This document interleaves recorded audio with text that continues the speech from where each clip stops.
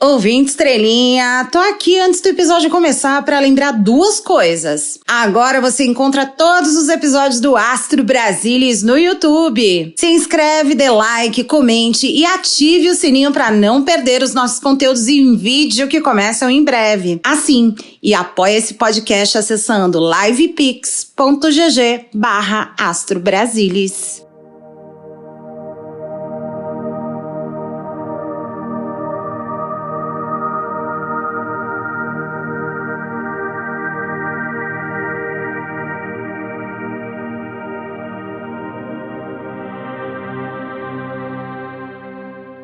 E aí, estrelinhas elegíveis dessa podosfera? Como vocês passaram mais essa semana? Acabou!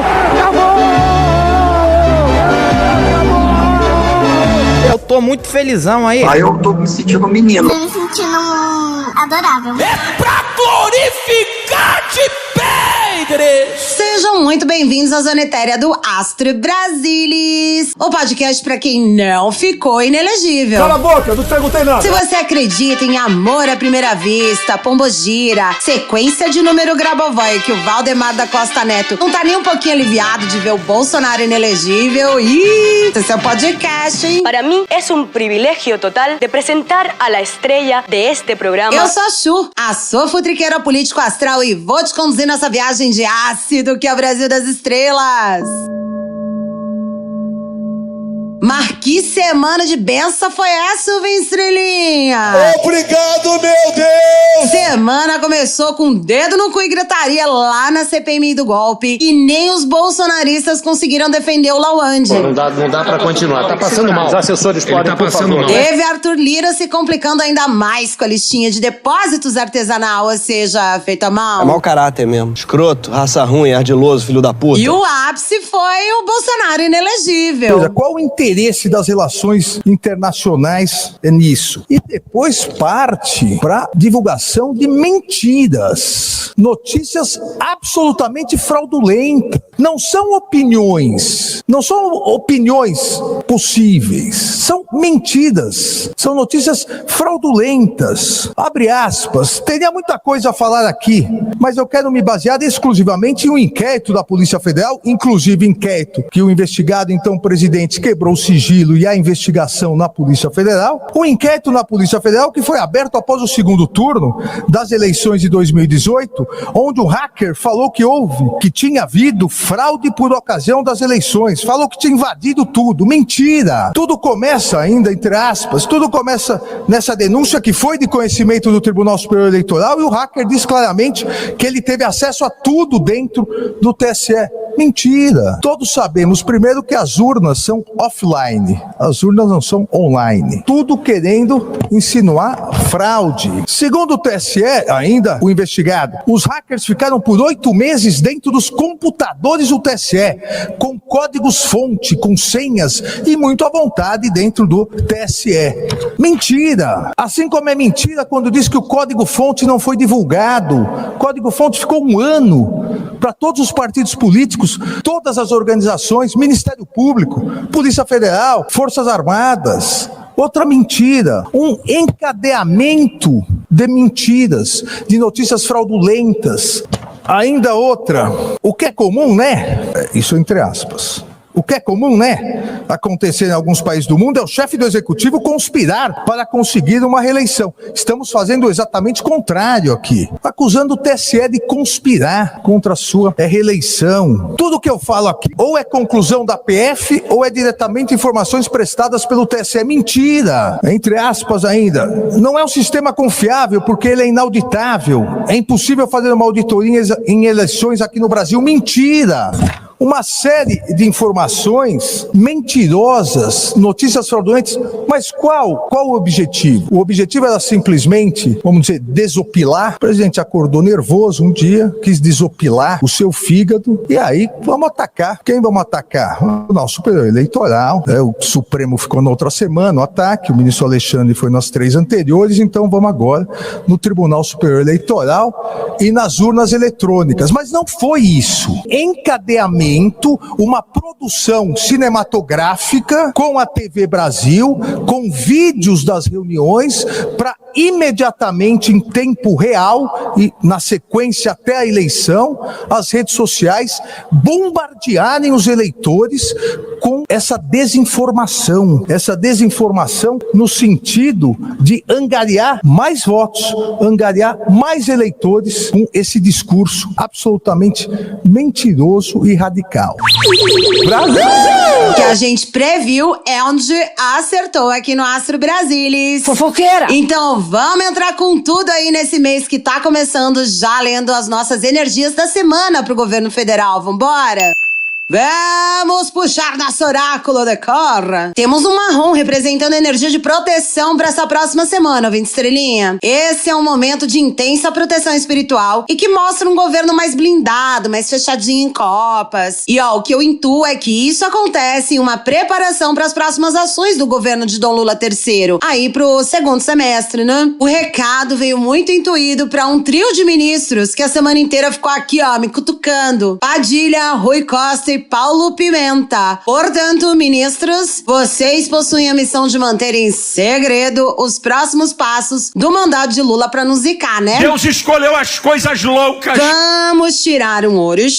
O Dudu, o progenitor da humanidade, representando energia fortíssima aqui de criação de novos projetos ou programas de governo. É também o simbolismo de objetivos atingidos a partir de um planejamento sólido e traz a mensagem de que é importante honrar as fundações sobre as quais o governo vem construindo esse mandato. Esse é o orixá da liderança e governança, com autoridade justa e benevolente. Recado claro, intuído pro presidente, que essa semana precisará assumir aí um papel de responsabilidade em determinada situação, em que ele deve usar as suas habilidades diplomáticas para resolver algum quiprocó, só que interno, viu? Pacificação e frente ampla, presidente. Vamos fechar a nossa introdução puxando os Adjaka. Vixe, energia de Áries chegou confirmando aí o nosso recadinho do orixá. Áries é o primeiro signo do zodíaco e é conhecido por sua energia dinâmica, sua coragem e impulsividade. Quando essa carta surge em uma leitura, ela traz consigo aí significados relacionados à iniciativa, coragem, autoafirmação. Essa, então, é uma semana de ação e avanço dos planos do governo federal. Glória a Deus, glória a Deus. A carta de Áries incentiva a tomar liderança e ir atrás dos seus objetivos com muita determinação, entusiasmo, empolgadão. Essa carta também sugere que é hora de agir sem hesitação, confiando muito nas habilidades e instintos de cada membro do governo. Temos caminhos escancarados e o fogo ariano impulsionando o governo pra frente. E sim, temos um recado específico dessa carta, intuído para a base do governo na Câmara, em especial para os parlamentares de primeiro mandato ou os que são mais jovens. Cuidado com a impulsividade excessiva, meus queridos. Áries é um signo conhecido por sua natureza impetuosa, e a carta de Áries pode lembrar que é importante considerar as consequências das ações antes de agir, né? Ela destaca a importância do equilíbrio entre agir com coragem e considerar as implicações futuras de cada ato. Energias disponíveis lidas! Então vamos aos assuntos de hoje no Astro Brasilis. No episódio de hoje, Céu de Julho. A Chu traz pro ouvinte estrelinha tudo que os astros preparam pro nosso país de expiação nessa abertura de segundo semestre. Será que a gente vai dar uma respirada nas pequenas polêmicas dentro do governo Lula? Já já a gente vai saber. O herdeiro do bolsonarismo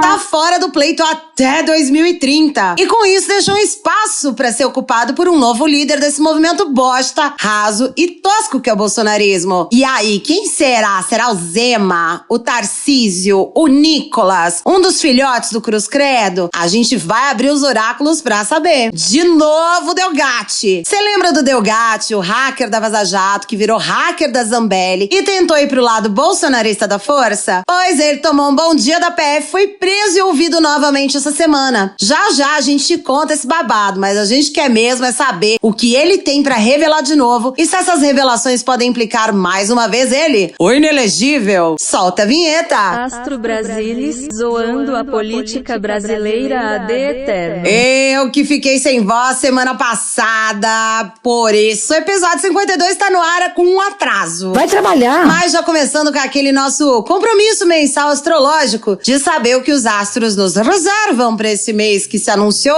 ontem. Mas, não sem antes de mandar 2 beijinhos muito especiais. Um pra Clarice, que a mamãe é nossa ouvinte estrelinha, e o outro pra Mirna, que a capa desse episódio é pra ela, hein? E eu quero, claro, agradecer a todos os ouvintes estrelinhas que participaram dos 2 domingos de leituras particulares. Logo, logo eu abro outro domingo, então vocês fiquem de olho, tá? E olha só, eu já começo avisando que tem conjunção pra um caralho nesse mês de julho. Então haja babado, ouvinte estrelinha. Nossa, é um inferno isso. No início do mês, Netuno inicia sua temporada retrógrada e pede pro governo buscar transcender seus limites pra encontrar ideias originais e seguir vencendo no segundo semestre. É um momento propício pra insights valiosos de ministros e seus assessores mais próximos. Ai, meu coração, que sente isso. A lua cheia em Capricórnio já entra essa semana pedindo esforço pra chegar às conquistas importantes pro país a longo prazo. A gente tem uma entrada de Marte em Leão nessa primeira quinzena também, o que vai ajudar muito as pastas de planejamento, casa civil e cidades, porque essa conjuntura promove racionalidade e auxilia na tomada de decisões mais difíceis. Logo depois, Marte entra em Virgem e fica em oposição com Saturno, o que pode trazer desafios para os programas sociais do governo, exigindo aí alguma adaptação, ajuste a uma nova realidade. Desgraça! No fim da primeira quinzena de julho, temos o Nó do Norte em Áries, ativando um novo eixo e trazendo energia mais intensa, assertiva de ações e discursos, tanto do presidente quanto dos seus ministros. É verdade, quer dizer, às vezes não. Essa mudança pode amplificar a agitação e pede para que o entorno de Lula questione seus planos para aperfeiçoá-los, não é pra ficar falando mal não engongando, hein? A segunda quinzena tem Sol entrando em Leão, trazendo autenticidade de opiniões, generosidade num geral entre nós aqui, o povão, né? E claro, muita vaidade, tem que tomar cuidado com isso. Vênus inicia sua retrogradação também em Leão, enfatizando questões relacionadas a afetos, ou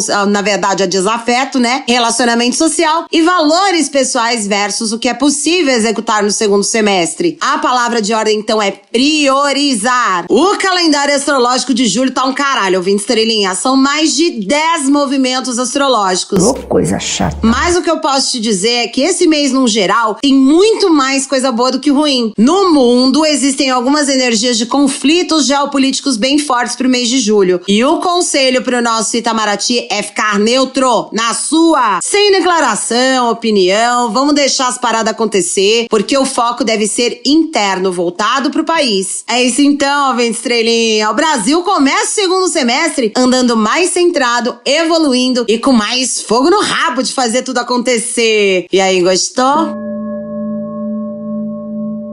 O herdeiro do bolsonarismo. Ouvinte, estrelinha, essa semana o sonho de muita gente se realizou, né? O tribunal, por unanimidade, não conheceu da preliminar de incompetência da Justiça Eleitoral, rejeitou a preliminar de legitimidade passiva de causa do segundo investigado e a alegação de nulidade processual, e indeferiu o requerimento de reabertura de instrução. Por maioria, não conheceu da prejudicial de delimitação da demanda, nos termos do voto do relator, vencido nesse ponto o ministro Raul Araújo. No mérito, também por maioria, julgou parcialmente procedente o pedido para condenar o primeiro investigado, Jair Messias Bolsonaro, pela prática de abuso de poder político e pelo uso indevido de meios de comunicação nas eleições de 2022 e declarar sua inelegibilidade por 8 anos seguintes ao pleito de 2022, deixando de aplicar a cassação do registro de candidatura dos investigados exclusivamente em virtude de a chapa beneficiária das condutas abusivas não ter sido eleita e deixando de declarar a inelegibilidade do segundo investigado, Walter Souza Braga Neto, em razão de não ter sido demonstrada sua responsabilidade para a consecução das práticas ilícitas comprovadas nos autos. Por fim, determinou a comunicação imediata, nos termos do voto do relator, à Secretaria da Corregedoria Geral Eleitoral, para que, independentemente da publicação do acórdão, promova a devida anotação do histórico de Jair Messias Bolsonaro no cadastro eleitoral da hipótese de restrição à sua capacidade eleitoral passiva.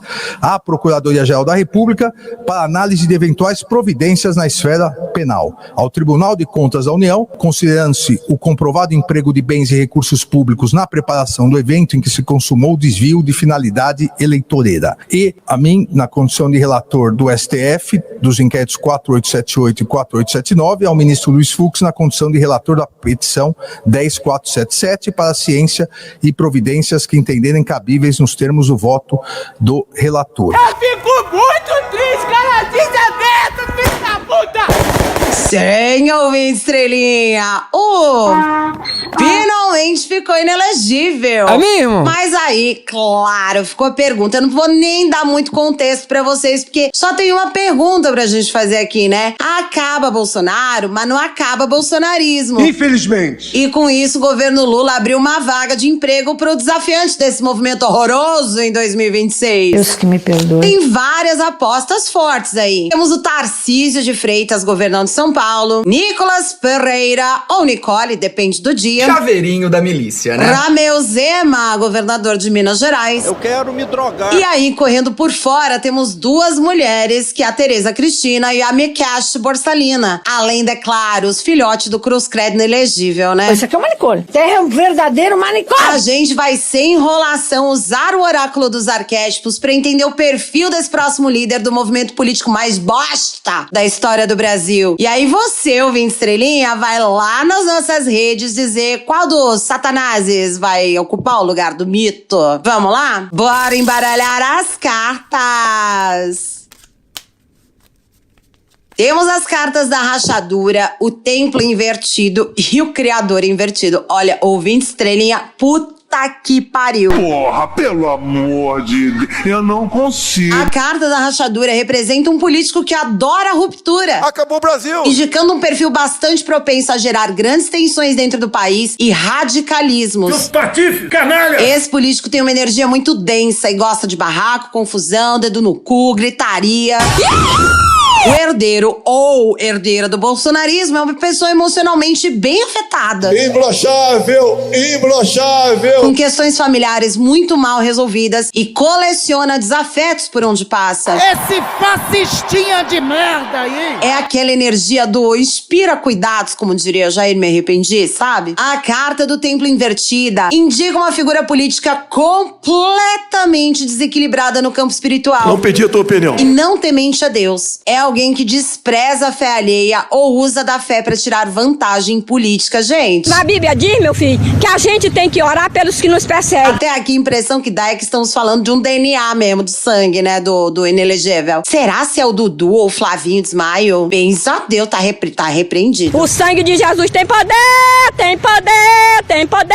Essa carta aconselha, inclusive, que essa pessoa se conecte de verdade ao sagrado pra reconhecer o lado sombra e realmente fazer algo que preste com sua biografia política. Pronto, falei. O irmão não vai receber a bênção. Por fim, a gente tem a carta do criador invertida, que mostra um político que simplesmente pretende dar copy-paste em todas as estratégias usadas pelo inelegível. Seu burro! Sem originalidade, sem um pengo de criatividade. Essa pessoa também tem um total de zero carisma e é bem bloqueada em termos de relações políticas e sociais. A gente tá falando de ser humaninho aí bem travado. Eu sei que eu sou merda. Em conjunto, essas cartas podem apontar para um perfil de político bem raso, incapaz de confrontar suas próprias limitações e superar obstáculos internos. Ela também sinaliza uma espécie de futuro de isolamento e abandono. E isso me leva a crer que o novo líder não será capaz de levar adiante o movimento bolsonarista, não. Ai, que tudo! Porque nem os Minions vão gostar muito dessa pessoa. Agora, e aí, ouvinte estrelinha? Porque o tarô dos arquétipos não ajudou em nada, né? Deu errado.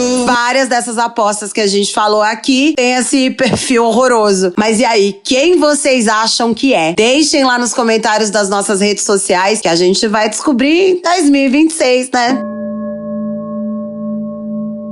De novo, Delgatti. Chegamos naquele bloco em que os nossos oráculos piam alto pro ouvinte estrelinha começar a fazer o almoço de domingo daquele jeito, na base da fofoca. Consigo fofoca, confusão, disse-me, leva e traz. Esses dias eu tava assistindo ICL Notícias e eu não lembro quem comentou sobre o Walter Delgatti. E eu fiquei me perguntando aqui, por onde anda esse hacker de Araraquara? Pois o paradeiro dele ficou fácil, ele tá na cadeia, de novo. Você se fuder. E por porque descumpriu medidas restritivas da Operação Spoofing. Pois é, ouvinte estrelinha. O hacker da Vaza Jato foi preso de novo essa semana, no nosso quadro da Bom Dia PF. Toque, toque.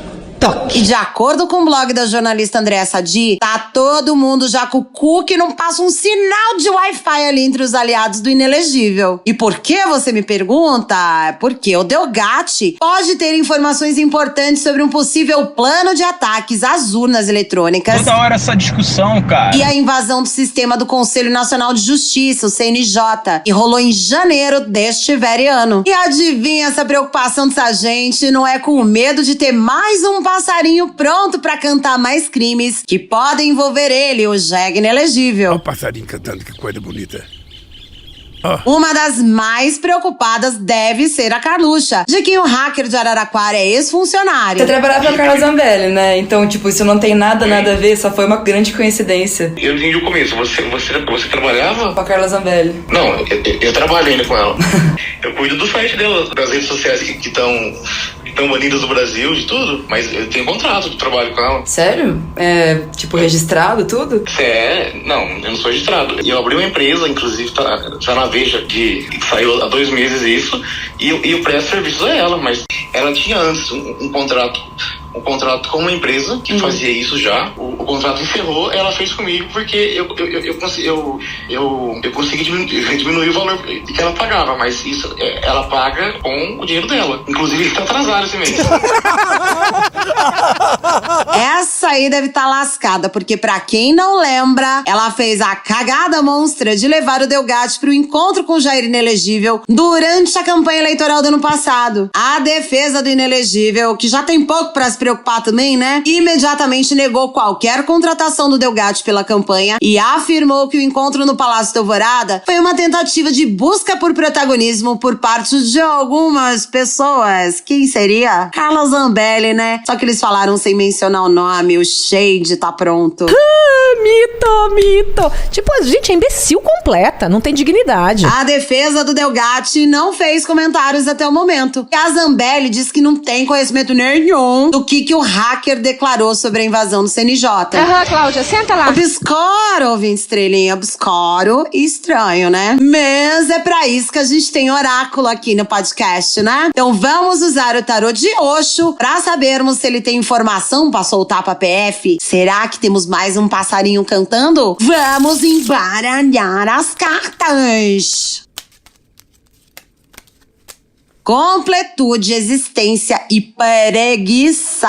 Ele tem sim, mas pelo visto, só mesmo com uma delação pra tirar dele essas informações. A carta da completude representa o encerramento de um ciclo e a sensação de realização e satisfação que acompanha esse processo aí do Delgatti. Por ele não ser muito afeito a trabalho árduo, parece que ele pode querer encerrar essa celeuma com a justiça e, claro, a cor de delação premiada é o caminho mais curto, né? Eu te respeito mesmo, porque eu não tenho que dar respeito pra vagabundo e malandro igual você. Essa carta tá me mostrando que ele, inclusive, é quem vai nomear as condições pra essa delação acontecer. É o bichão mesmo. E de quebra, deve ameaçar a PF de dificultar possíveis linhas de investigação. Já a carta da existência é o arcano correspondente do mago e representa aí um desejo do hacker de fazer parte de algo maior e ganhar destaque novamente. Essa carta traz uma sensação de pertencimento, de estar alinhado com o fluxo das investigações, desde que ele, Delgatti, seja o centro das atenções mais uma vez, porque ele tem ferramentas e boas informações e quer uma posição de destaque nessa história toda. Aquela coisa de eu quero ser o herói, sabe? A energia da carta da preguiça encerra esse jogo com uma vibe de inação. Me parece que a PF ou a Justiça Brasileira não vai querer determinadas condições. Você tá chorando, porra! Para de chorar! O que vai, com certeza, atrasar essa investigação, principalmente da invasão ao CNJ. Pra fechar mesmo o episódio, a gente, claro, quer saber se o hacker pode incriminar quem? O inelegível, né?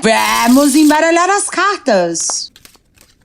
Olha só, a existência de novo, o louco, a supressão, e caiu mais uma carta que eu aceitei aqui, que é a comparação. Bom, Vento Estrelinha tá bem forte aqui que o Delgatti quer participar liderando essa história, mais do que ser comandado ou orientado a falar por conta dessa repetição aqui da carta da existência. Isso mostra também que ele insistirá numa proposta aí pra justiça em troca do que ele sabe. E ó, pelo que eu tô entendendo do contexto da leitura, ele não sabe só de coisas que podem envolver alguém do entorno do inelegível, como ele tem provas materiais dessa vez. Tem um termo técnico pra isso, chama fogo no parquinho! A carta do louco mostra que ele pode falar feito uma matraca doida, já que ele perdeu medos e inibições. Ele tá naquele momento de truco, ouvinte Estrelinha. Caralho, o maluco é brabo. A carta da supressão aqui traz a mensagem de que ele está reprimindo certos aspectos do que ele sabe, em troca dessas vantagens, mas também pode significar que ele revela uma versão totalmente nova de uma história já contada anteriormente, só que sob outra ótica.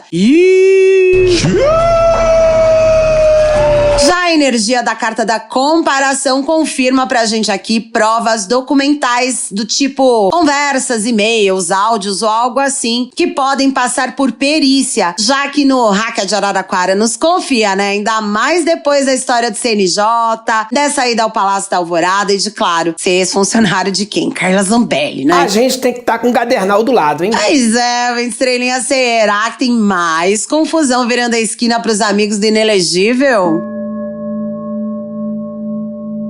Chegamos ao final de mais um episódio do Astro Brasilis. Esse foi mais curtinho, mas é porque eu tive aula nesse sábado e eu não queria deixar vocês sem episódio mesmo assim, porque pular 2 vai dar azar, né? Mentirosa! Obrigada, ouvinte Estrelinha, por ficar comigo aqui sempre até o final. Não se esquece de compartilhar o podcast com seus amiguinhos pra gente ampliar cada vez mais essa constelação familiar de futriqueiros astrais, hein? Aliás, a gente vai adorar se você mandar aí uma energia de troca em Janjas acessando livepix.gg/astrobrasilis. Beijos pra todos os nossos queridos ouvintes que sempre interagem conosco em todas as redes. E não esquece de seguir a gente. Tudo é @astrobrasilis. Esse podcast usou referências de Equilibrium, Globo News, TSE, Blog da Sadi, o Estado de Minas e os oráculos The Wild Unknown Archetypes e Oshus and Tarot. Quer fazer uma pergunta sobre a vida política do Brasil? Manda sua sugestão pra astrobrasilis@gmail.com. Eu sou a Chu e esse foi mais um Astro Brasilis, zoando a política brasileira de Eternan. Um beijo pra vocês e até o próximo episódio. Aviso importante, todas as tiragens de oráculos nesse podcast foram feitas de verdade. Você pode acreditar ou não, vai de você. Mas as previsões contidas nesse podcast são dos oráculos e não refletem necessariamente a opinião da sua criadora.